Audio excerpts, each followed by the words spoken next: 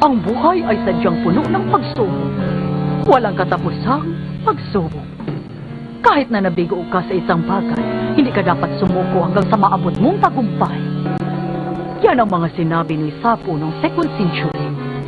Sino ba siya? Magandang gabi, ako si Madam Tachibana. May babasahin akong sulat sa inyo at ito'y galing sa isang batang babae.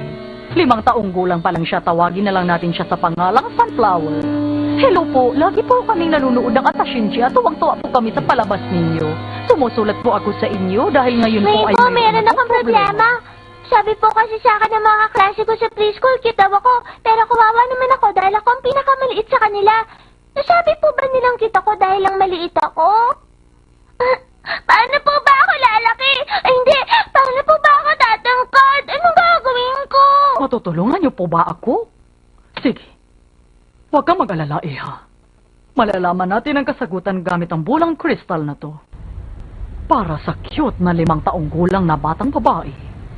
Paano ka nga ba tatangkad? Ano kaya ang pwedeng gawin? Dito lang makikita ang kasagutan sa bulang kristal na hawak ko. Magsuot ng mataas na buta sa pagpasok sa eskwelahan. Yun ang kasagutan. Ako si Madam Tachibana, ang dakilang manghuhula. Okay, karaoke time! Let's go!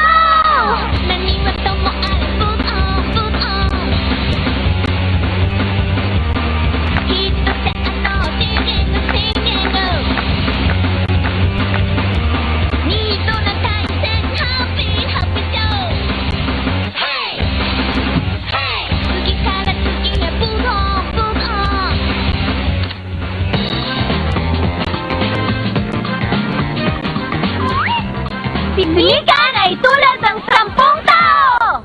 Hi, good morning! Gamot ba yung sa fever? Oo naman. Ha?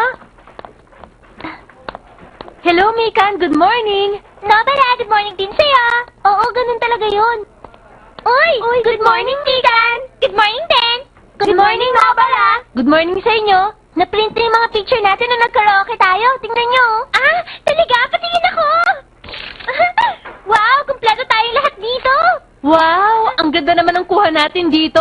Oo nga eh. Akala ko nga magiging malabo yan dahil madilim sa loob ng karaoke bar. Hindi ko akalain na malinaw pala yung mga kuha. Iba na talaga pag magandang camera. Ang weird ng mukha ko. Oh, patingin. Mikan, okay ang kuha mo dito ha. Candid na candid.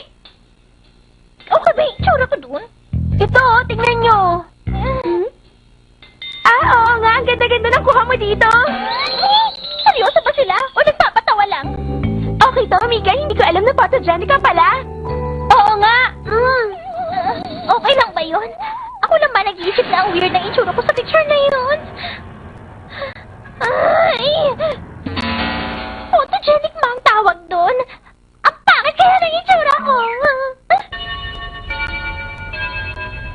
Do you know anything about whales? It is a common Kahit name ilang for beses marine ko mammals patingnan, that ang belong weird to the talaga ng order of itsura ko. Cetacea. Mikan, okay ang kuha mo dito ha. Candid na candid. Okay to, Mika. Hindi ko alam na photogenic ka pala. Ay, bakit kaya ganun? Talaga bang pangit ang tingin ko sa sarili ko? Ano kaya ang dahilan? Sa isip ko naman, ganito ang itsura ko pag kumakanta. But in most cases, Pero, dolphins and tortoises are not ito yung included totoo in the kong same litrato. category. Totoo? Hindi ko na mapabago ang itsura ko! Ba't ganon? Anong level kaya sa standard ng pagiging maganda ang itsura ko? Hindi ko gets kung paano ako naging photogenic. Baka naman mababa lang talaga ang self-esteem ko kaya ganon ang tingin ko sa sarili ko. Ganito kababa. Pero dapat pataasin ko kahit siguro hanggang dito. Ay. Sarap ng ulam mo. Shini? Tingnan mo. Nagkaraoke ka pala, Mikan? Oo, gusto ko lang itanong, sa tingin mo ba weird ang itsura ko dito? Hindi ah. Ang ganda nga ng kuha mo dito eh. Sigurado ka? Tingnan mo pa na mas maigi.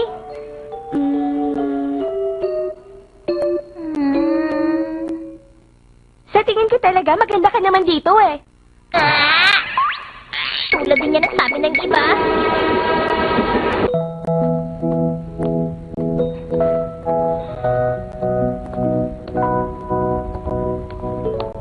Oh! Uy, Huh? Tachibana! Yoko tayo, ikaw ba yan? Long time no see! Kumusta ka na ngayon? Okay naman, ikaw kamusta? Ox naman, hindi ba kayo nag-uniform sa school nyo? Hindi naman. Kayo, mukhang kailangan naka-uniform kayo. Wow! Oo eh, siguro ko ang school nyo, no? Nakakaingit naman, mukhang ang saya dun. Mas okay nga ang ganun eh. Sa amin kasi, all boys school. At dahil puro lalaki, madumi, mabaho at madami pang tamad dun. Ganun ba? Mag-set kaya tayo ng date para magkita-kita tayo. Ha? Sige na, masaya yun. Pag imbita ka ng 7 o 8 girls na gusto mong sumama, ako nang bahala sa mga boys. Josh, nakakahiya naman. Hindi ako makakapag-promise na makakasama. Ganon din ang mga classmate ko. Kaya hindi ako sigurado kung may invite ko sila. Ganun ba? Okay lang yun. Kung katulad mo mga classmate mo, the best yun. Sige na, pumayag ka na. Ay! Seryoso ka ba? Tachibana, kung tulad mo sila, siguradong okay makasama yun. Talaga? Pero teka, okay lang ba talaga?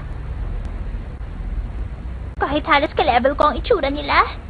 Oo naman, dahil may kukumpara sa 10 taong itsura mo. Ay, may ikukumpara sa 10 tao? Talaga? Ikaw pa. Sige, balitaan mo na lang ako ha. Ang sabi niya sa best daw pag tulad ko, ganun pala ang impression ko sa iba. Diba? Diba? Diba? May ikukumpara ako sa 10 tao. Kung may ikukumpara ako sa 10 tao, edi ibig sabihin nun, mas mataas na 10 beses ang kakawitan ko kaysa sa iba. Yun kaya yun? Ay, sandali, parang mali. Baka naman ang ibig sabihin nun ay, ang energy level ko ay parang pang 100 tao o 1,000,000. Ang galing nga, okay pa lang masabihan na tulad ako ng 10 tao. Ang saya-saya! Ang saya ng araw ko ngayon! Yahoo! 100 tao! Nandito na po ako! Tulad ng 10 tao! Megan, tulungan mo naman ako sandali dito sa kusina. Apa! Mama, alam niyo po ba kung anong ibig sabihin pag tinawagan tulad ng 10 tao? Huh? Tulad ng 10 tao? Parang karaniwan lang yun. Pag sinabihan kang ganun, ibig sabihin simple ka lang. Pag ikukumpara ka sa kawayan, wala kang pinagkaiba sa lahat. Hindi po siguro ganoon. Baka naman ang ibig sabihin po nun ay pinaka-cute sa 10 tao. Pero ang sabi, katulad. Simple lang naman yun. Kahit sushi pa yan o unagi o tongkatsu, kung mura lang ang mga yun, parang isang klase na lang ang mga yun. Halimbawa, kung sakaling merong 10 taong nakahilera sa tabi ng dagat, pagdating ng malaking alon, whoosh! Sigurado kung pare-pareho lang sila lahat na matatangilang alon. Ay?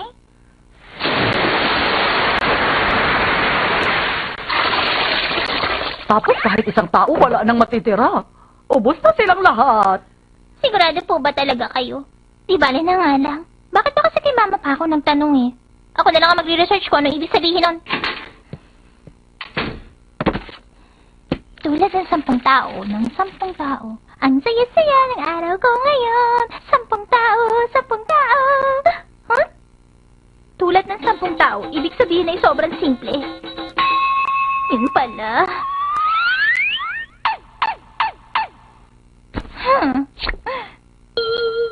Simple lang ang itsura. Yun lang yun.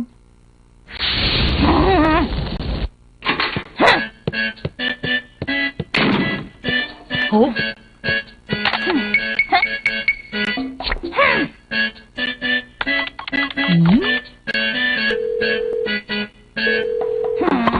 Hello, si Yokota to! Hello, Yokota! Ikaw na pala yan! Si Tachibana to! Oy, Tachibana! Oo, ako nga! May kailangan lang ako sabihin sa'yo. Yung tungkol sa dating, kalimutan mo na lang yan! Nagkasa ka na lang! Megan, may picture ka pala dito. Ang ganda ng kuha mo, ah. Maganda ang kuha mo rito, ah. Itago mo para hindi mawala.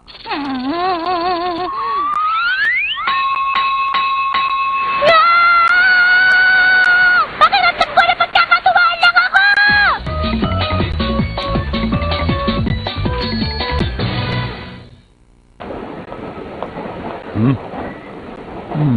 Ganito ang itsura ni Papa pag walang...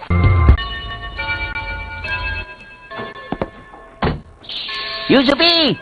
Punta tayo sa bahay ng classmate natin. Ayoko nga. Kung sa bahay nyo na lang kaya. Bakit naman dun pa? Nandun ba yung ate mo? Si Mikan? Ano ba kasi nakita mo doon at gustong-gusto mo siya? Hindi mo talaga alam? Ang lakas ng dating ni Mikan. Sayang, hindi niya nakikita yun. Hindi ko na problema yun. Sige may bibilin pa kasi ako. Kailangan ko ng bagong libro para sa pagre-review. Walang ganun dito kaya dadayo pa ako sa bookstore. Ang KJ naman ito eh. Puro pag-aaral na lang ang inaatupag mo eh. Ayoko din naman gawin yon pero kailangan kaya gagawin ko pa rin. Paulit-ulit.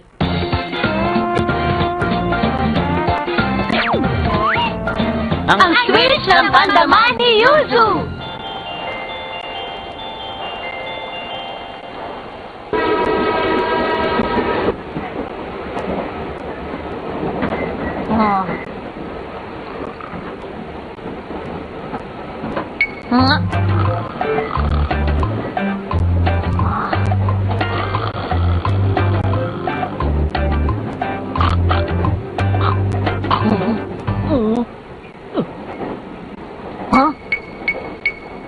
Yung ticket ko nga pala. Saan ko nalagay? Nilagay ko ba dito? Nasaan na yun? Nandito ba sa bulsa ko? Inipit ko pala dito yung ticket na wala sa isip ko. Dapat sa isang lagayan ko nalang tinatabi to eh. Ay, teka! Naku! Nasaan na nga ba yung ticket? So ko ba nilagay ulit yun? Ito pala. Nilagay ko pala sa bulsa ko.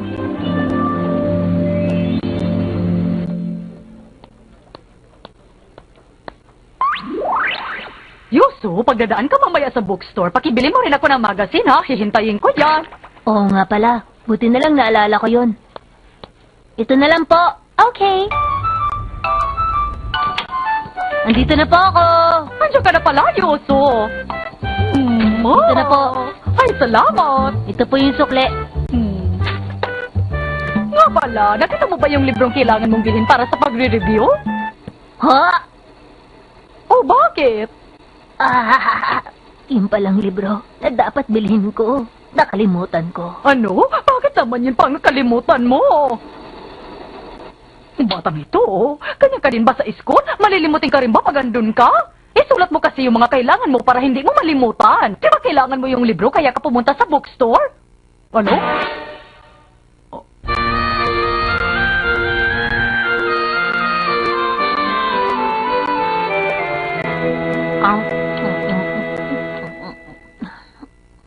Wait lang! Ang takaw mo Ilang siomay na ba nakain mo? Kanina, 24 ang bilang ng lahat ng to. Kaya dapat tigaan ang bawat isa sa atin. Nakalimutan ko. Pasensya na. Nakalimutan mo? Sige na, tama na. Okay lang yan. Ibibigay ko na lang sa'yo yung parte ko. Ito, oh. Papa, kayo po. Ilan na po ang nakain nyo? 5 na. 5 lang ba talaga? Oo nga. Sa susunod, kung tatanungin ako ni ate, dapat sumagot ako agad. Ay, umuulan pa rin. Nakakainis naman. Kahit na maghimutok ka pa dyan, wala ka pa rin magagawa para patigilin ang ulan. Pumasok ka na lang at huwag nang magreklamo. Kasi, gusto ko po sanang isuot ngayon yung bago kong sapatos, kaya lang mababasa. Hi! Buti na lang si Yuso, hindi nagre-reklamo tungkol sa mga ganitong bagay. Mabait yan eh. Alis na po ako. Sige, mag-iingat ka. Hikan, dapat si Yuso ang tinutularan mo eh. Pumasok ka na rin. Ganun lang po si Yuzu kasi wala siyang pakialam at para manhid sa mga nangyayari sa paligid niya. Si Yuso parang manhid. Oo, kung sa bagay.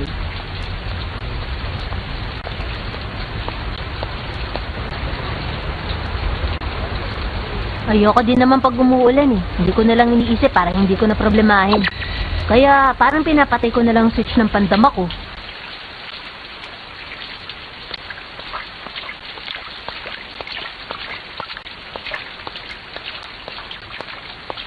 Naaalala ko na.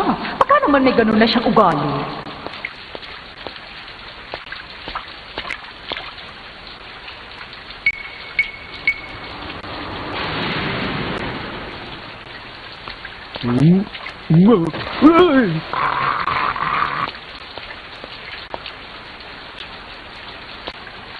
Oh?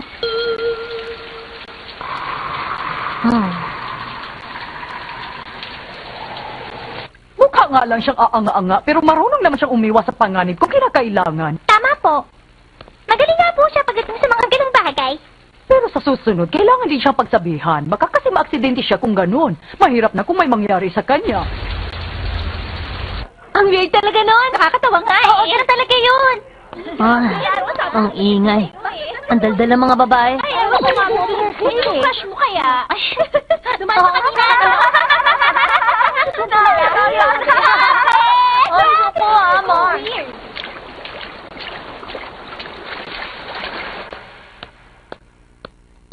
Ayan na si Yuzu. Kinakabahan na ako. Anong gagawin ko? Anong gagawin ko? Huminahon ka nga lang. Gusto ko siya kausapin. Gusto ko siya kausapin. Gusto ko talaga. Kung ganun, edi kausapin mo siya. Anong sasabihin ko sa kanya? Wala akong maisip. Hindi ko alam, nakakahiya. Edi mag-good morning ka sa kanya. O, ayan na siya sa harap mo.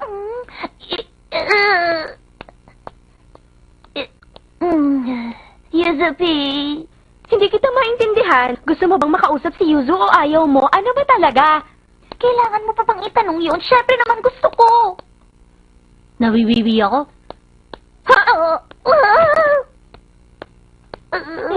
Anong gagawin ko? Anong gagawin ko? Kausapin mo na kasi siya. Mag-good morning ka. Yuzupi. Nadapa-dapa ka na nga sa harap niya pero hindi ka pa rin niya napansin. Kakaiba talaga. Giuseppe. Ishida! Hindi uso ang rain dance sa France. Hindi naglaland ang kalapati sa Holland. Papo. Giuseppe! Nakabili ka na ba ng libro para sa pagre-review? Hindi pa rin ako nakakabili. Nakalimutan ko kasi kahapon. Ay, ganun. Sige, bukas na lang. Sige. Bye! Hindi pa rin tumitigil ang ulan.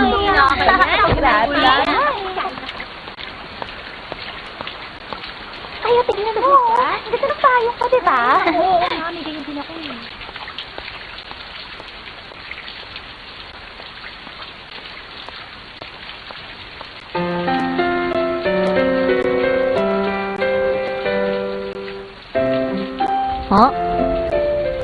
Nakauwi na rin ako.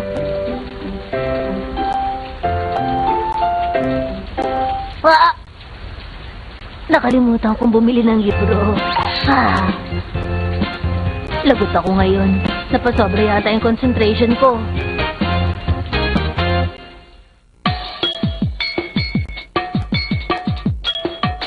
Ata Shemche! Kahit ano, pinampupunas si Papa sa salamin niya. Success. Kahit ito ay pampupunas pa rin niya.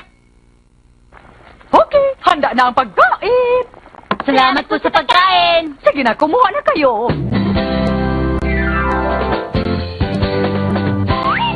Ang pagiging natural ni Papa! Tagal naman maluto ng kanin natin. Oo nga, ang tagal, no? Baka na parami yung tubig na nilagay ko doon sa bigas. Ikaw, Papa, ano sa palagay mo? Andali, meron ka bang problema, Papa? Okay ka lang? Bakit hindi ka pa kumakain?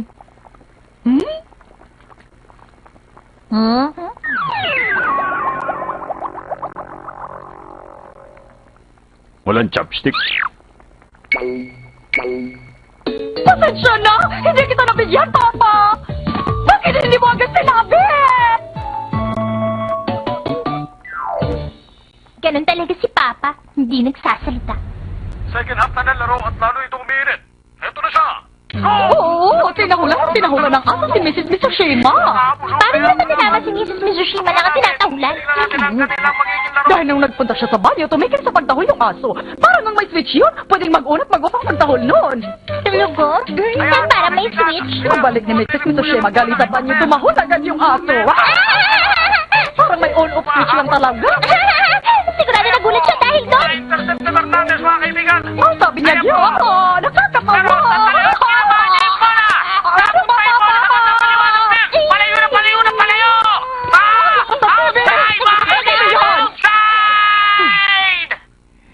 Kung hindi mong marinig yung pinapanood mo, sana sinabi mo agad.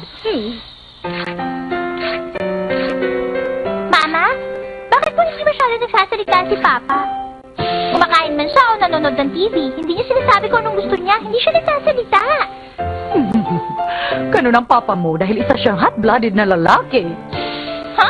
Ano naman ang kinalaman nun sa pagiging tahimik? Kung maliit na bagay lang naman, hindi siya nangungulit. Ginagamit niya ang likod niya para sabihin ang gusto niya sabihin. Ano na bang tawag dun? Alam ko na, aesthetic! Yung pagiging tahimik ng papa niyo, yun ang tinatawag na manly aesthetics. Nakuha mo ba? Manly aesthetics. Gets mo na?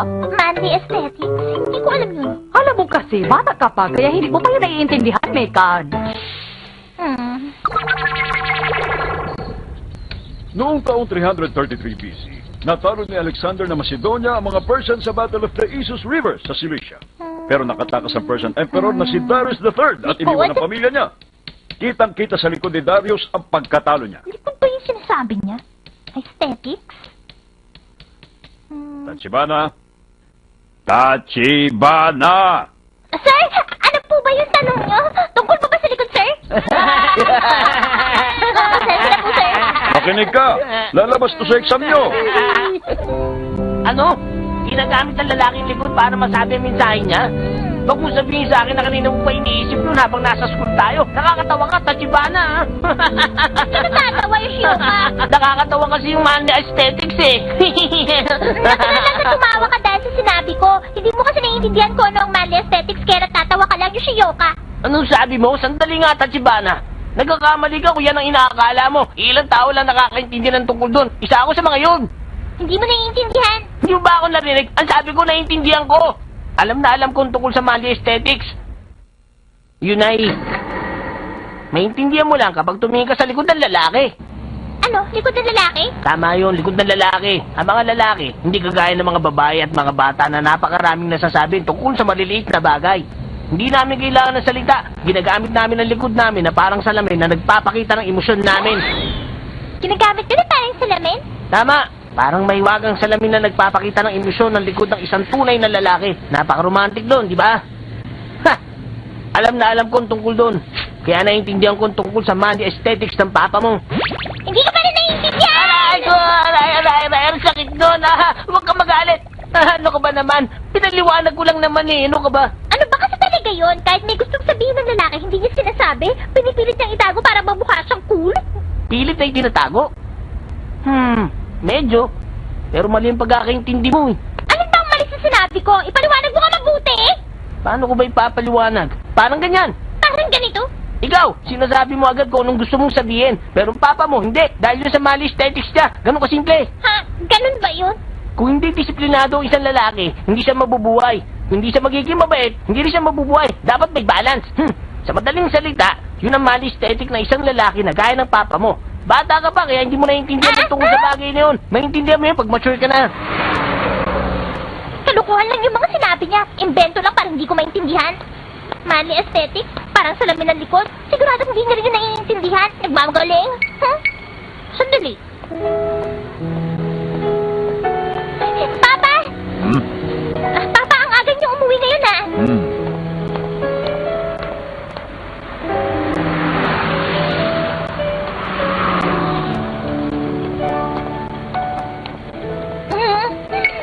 Ano yun? Wala po, Papa.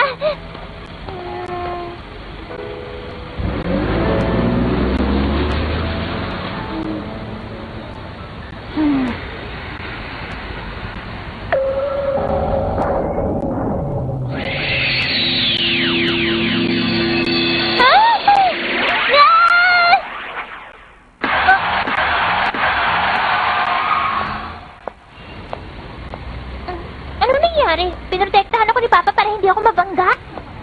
Naalala ko nung mga bata pa kami. Lagi siyang tahimik pag naglalakad kami. Tapos doon siya pumupwesto sa side na malapit sa mga sasakyan.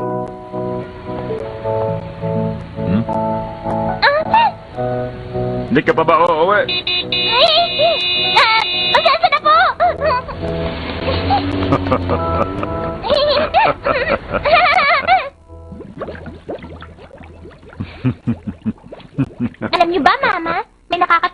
nangyari ngayong araw na to. Sabay po kami umuwi ni Papa.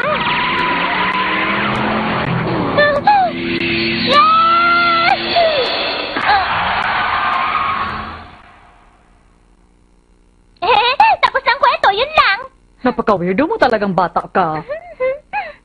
Parang naiintindihan ko na ang tungkol sa money Mama! aesthetic. Yelo nga! Papasensya na, naubos na ba?